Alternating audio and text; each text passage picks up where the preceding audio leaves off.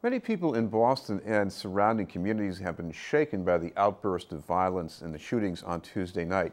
In Boston alone, 6 people were shot, 3 of them fatally in a matter of minutes in Roxbury and Mattapan. The shootings have prompted a call for justice, but also for healing. That's the goal of the survivors group, Mothers for Justice and Equality. We'd like to welcome as our guest from the group, the Violence Intervention Resource Advocate, Rita Fernandes. Thank you very much for being with us, Rita. Thank you for having me. And this was a rough night for you because it was almost exactly 1 year ago you lost a nephew. Yes. What was this like? It's our anniversary, so my family's already dealing the pain of that memory coming back, at the end of August, losing my nephew in the neighborhood in Dorchester. So seeing all these shootings in the news and hearing about it, sirens going on, it just brings back memories. And I have 2 sons of my own that I have to worry about going back and forth, being out there. Well, one of the things you want to do right now is help people in the neighborhoods affected by the shootings, but also, I guess, anybody, because this could be anybody in the city. Exactly. Who's been through this and has to go through it again. Exactly. Why is that? What is this about trauma? I don't know. It's increasing, and it just happened to be in every year during the summertime. The crime it rises. The youth is just coming from, growing up before in my teens, it was gang against gang. And right now, I don't think it's about gangs. So I think there's a lot more this, what we know here. It's just happening too frequent, in a daylight, mothers walking around with their children, kids in the park. So this is bigger than what we're dealing with.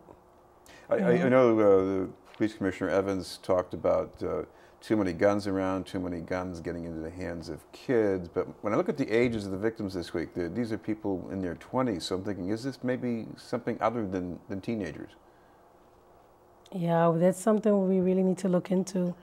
How these young men, they're young men, this is happening. And I don't think it's just certain neighborhoods. I don't think it's triggering certain areas. It's going all around Boston. So I think it's bigger than that. I don't think it's not these young youth, 15, 16-year-olds anymore. It's these older, young men this is going on. Talk about what you do to help the survivors. At Mothers for Justice and Equality, we provide support services. We provide resources to connect them within the community. We provide training, job trainings.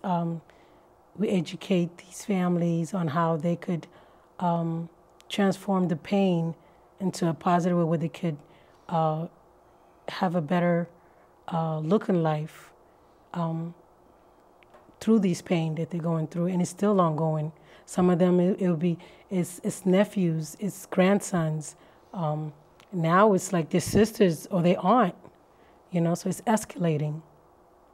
No, I think people, they have these feelings, they have these terrible days, but I think, they can tell you about it, but maybe they also need someone to tell them, well, you need to get some kind of counseling or some kind of treatment too.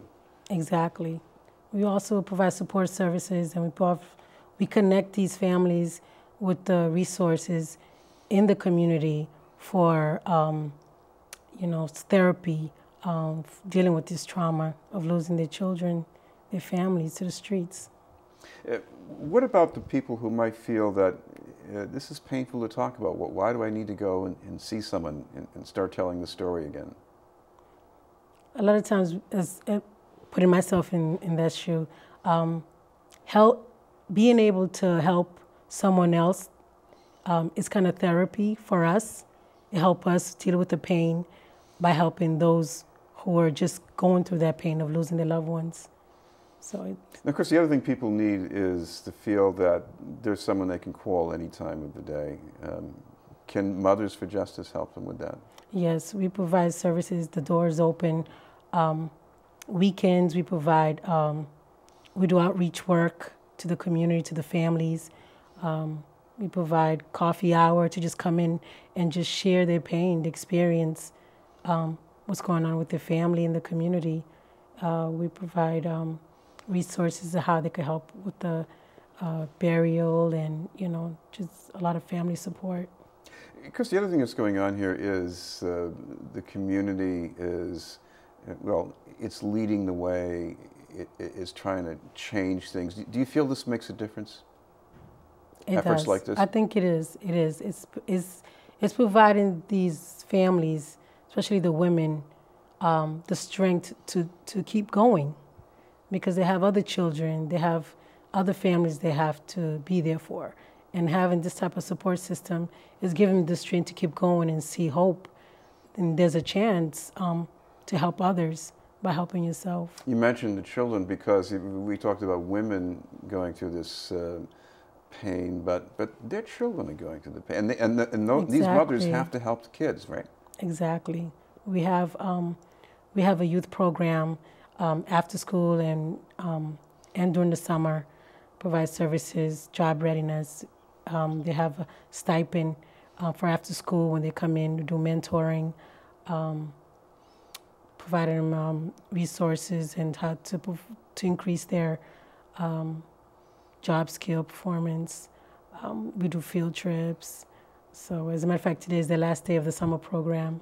And we had a couple of young leaders on the show not too long ago. Yeah. We should mention if people want to get in touch, find out more about Mothers for Justice and Equality, is there some way they can do that? Yes, it's right on Dudley Street, right off of Dudley Square.